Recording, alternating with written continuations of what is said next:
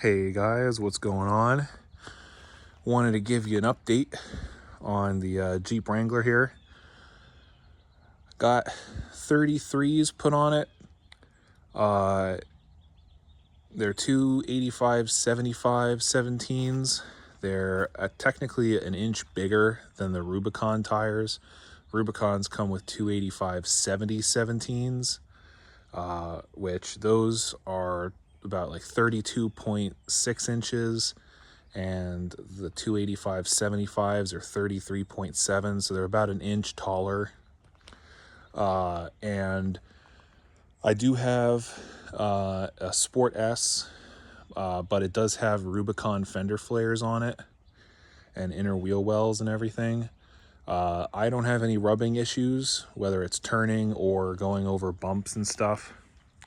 So it worked out really well. The reason I did it was, if you guys remember back in previous videos, I said that, I had put a lift and 35-inch tires on it. And when I did all of that, I had the Jeep re-geared with 488s. And then the lift kit didn't work, and the tires rubbed, and so I put it back to stock size, stock height. And unfortunately, with that, putting little 31s back on with 488 gears, this thing was over revving like crazy on the highway. I mean, I was getting like 15 miles a gallon on the highway and everything. So jumping up to the 33s, I got my highway use back out of it. So now I can, do 75 on the highway and get 18 miles a gallon again. But the 33s aren't so tall that it takes away from my low end torque. I can still, pull out just fine and everything. So worked really well. The only issue I ran into was for the spare tire. The spare tire, since it is an inch bigger in diameter than Jeep intended, even for the Rubicons, it was hitting my bumper, and this is a Rubicon rear bumper. So what I had to do was I got this TerraFlex bumper relocation bracket. It's like $150 on Amazon, and it moves the spare tire out and up. And you can see it's just two brackets here that bolt into your stock location, and then they have studs, and your factory spare tire mount goes on there. Now it works fine. It comes with spacers to make sure that your bump stops are pressing against your tire still, which keeps your spare tire from rattling around and making a whole bunch of noise and flexing your tailgate. So that's all good. And actually want to give you guys an update and an introduction to another Jeep, which is over here. This I picked up a couple days ago. It is a 79 Jeep CJ7, and it's a pile. This was someone's off-road toy. It's a straight six automatic.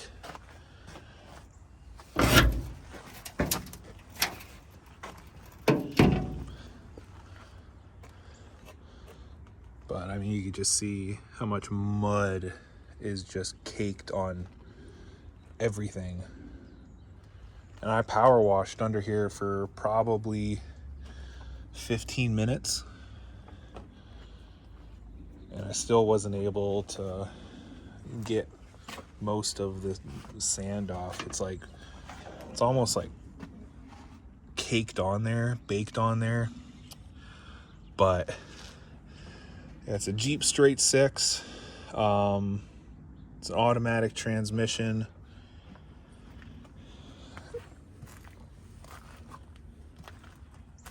I don't know what trim level the Jeep was. It's a higher up trim just because of the fact that we have the chrome rocker trim. I don't know if this is factory, but we've got the gauge surround, which only the higher up trim level Jeeps had. It does have a tilt automatic column. We've got the dash panel, your shift arm for the transfer case. I don't know, what transfer case is in it. I don't know much of anything about it. But yeah, it's rough. It's rotten. The tub's completely toast. They had put diamond plate here, didn't have anything over there, but the tub's gone. This whole floor section's gone out of it. The back pan's gone. Quarter panels are gone. So it's not worth restoring this tub. So what's going to happen is I am going to pull out the grill. I'm going to part it out. The frame, it doesn't look rotten, but someone tried to rip the Jeep out, I guess, when it was off-roading and maybe got stuck, and they ripped the tow hook right out of the frame, bent up the bumper. So the front of the frame's toast. I mean, it was someone's toy, but they didn't do the best job of maintaining. I mean, we got the spaghetti wiring job, but supposedly this thing ran and drove 3 years ago and just stopped running. Not stopped running, but the guy stopped using it. So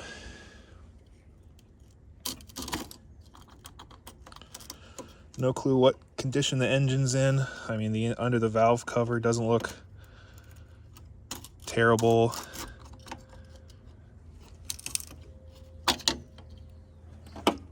And it looks like there's green antifreeze in the radiator. But I mean, she's definitely rough.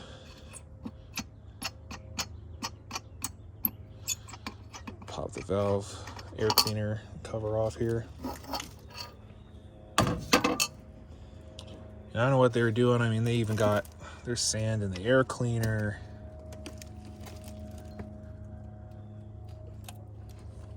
Dirt just about everywhere.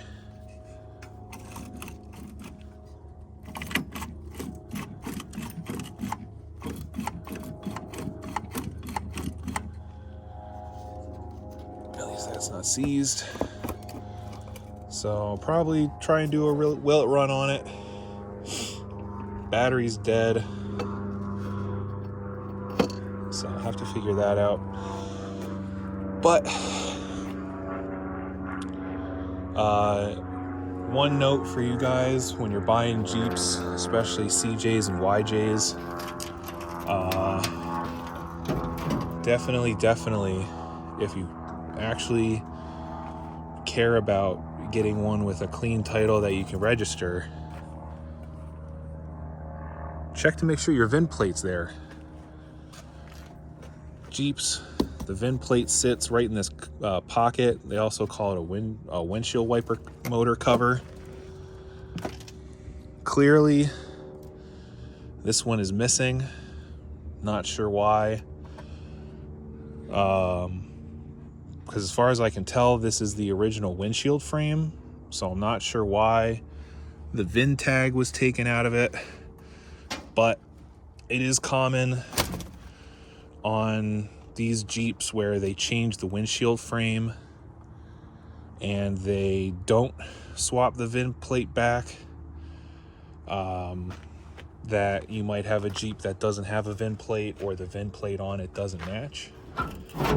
Your other option is you can come under the hood, which is what my brother did on his 91 YJ that's in there. He had the same thing. Windshield frame had been swapped at some point and they didn't put the VIN plate back, and he was able to verify that the VIN number for the title matched the tub because of his VIN plate here. Unfortunately for my Jeep, they printed the VIN number, and you can't really read it anymore. So unfortunately, even though I have a clean title for this, it's pretty much useless. You know, maybe there's something that I could do to get that to be more legible, but really without that stamped metal plate in your windshield, you're kind of kiboshed. But we'll figure out something. But yeah, so this Jeep is not worth fixing. The frame's bad, the body's bad.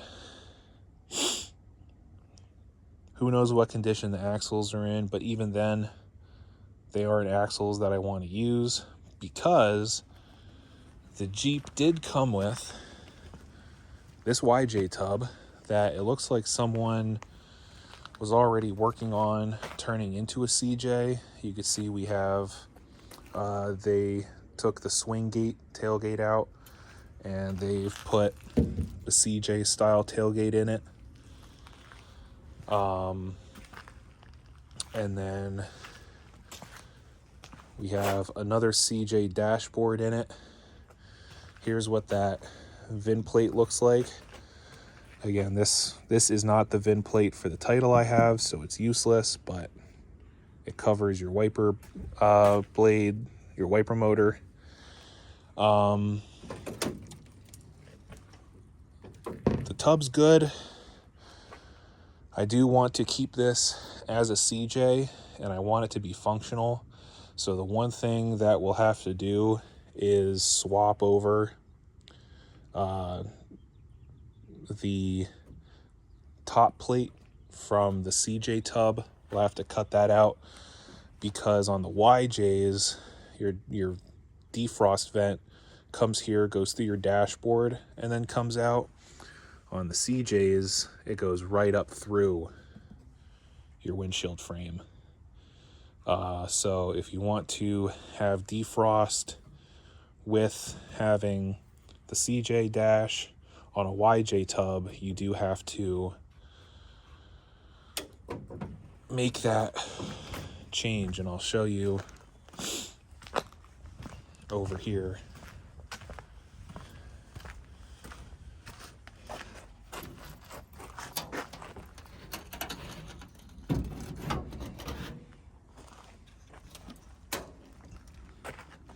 So you can see there's your two holes in the dash panel. So I will have to, again, we'll have to chop this and make it work for the other tub. Actually, let's double check here.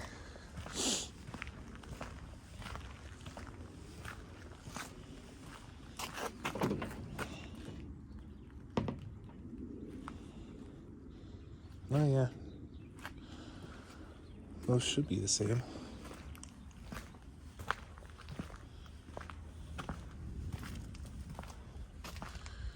And you got your wire here.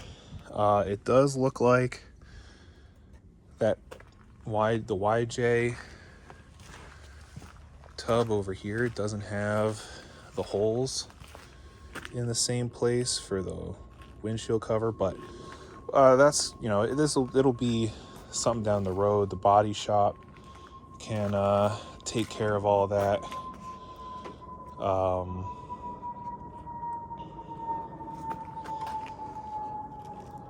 But obviously this tub here, far better condition. You know, we got something going on where the rear seat bolts, but the rest of the rear tub is in great shape. The front tub is in great shape. It looks like something was cut and peeled there, maybe for seat bolts, and then tacked back in. And then you have the very, very common front floor rot issue on the driver's side. But again, not a huge deal. Those couple issues is leaps and bounds better than all this. So I'm just you know, picking and choosing and sorting through parts here to get a good starting point. And then from there, it will be deciding, you know, do we fix the tub? Do we get a fiberglass tub?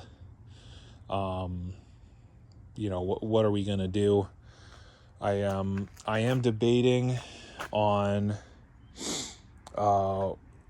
filler necks. I think I am going to just keep the YJ style filler neck, but we'll have to wait and see. But on top of the tub,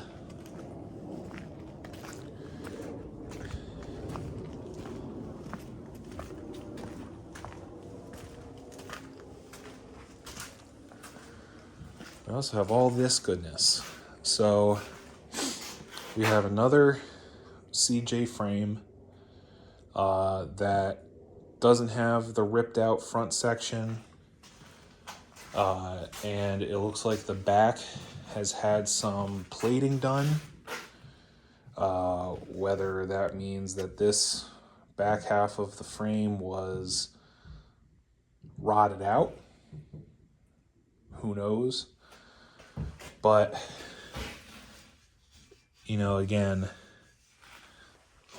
this is going to be a better starting point than the frame that's out there. And who knows, maybe, you know, maybe we will cut some stuff off of it. You know, we do have issues where it looks like they just cut the leaf spring hangers for the 4 inboard leaf spring mounts. It looks like we still have the hanger back there, but over here there's no hanger. So it looks like the back half of this frame was probably, you know, pretty much completely rebuilt and just wasn't finished. You know, we got both shock towers in the back. I don't know if we have shock towers in the front.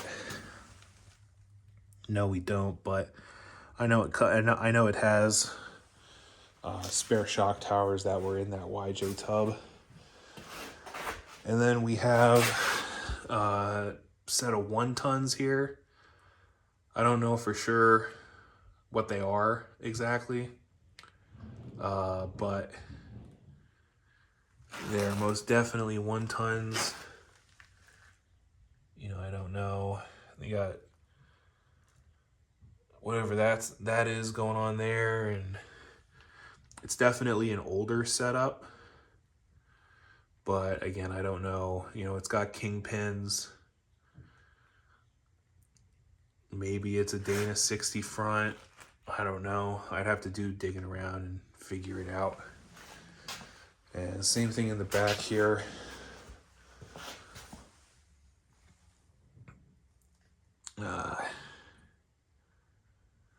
Yeah, again, I don't know for sure what these differentials are, what they're out of, but we'll figure that out later. And then, you know, it comes with another spare clip, which is in better shape. This fender's a little twisted on the bottom, but that's from, you know, being, you know, sitting around just like this. The bottoms bend in, so. But what this is going to be is not a full-blown restoration piece. This is going to be just a fun off-roading project. I mean, this thing, I've done, you know, having the classic collector car thing, and to me that's very boring. You know, I don't want to go to car shows and look pretty and all this stuff. But what I do enjoy is having a little two-door Jeep and driving it off-road and driving it through the trails and stuff. So that is what this is going to be. So it'll be, you know, a little bit of tearing stuff apart, and then after that it'll just be figuring out frames and, you know, tub stuff and everything. You know, they make a lot of stuff for these Jeeps. You know, you can buy, you know, redone frames, and you could buy all sorts of stuff. So we got options.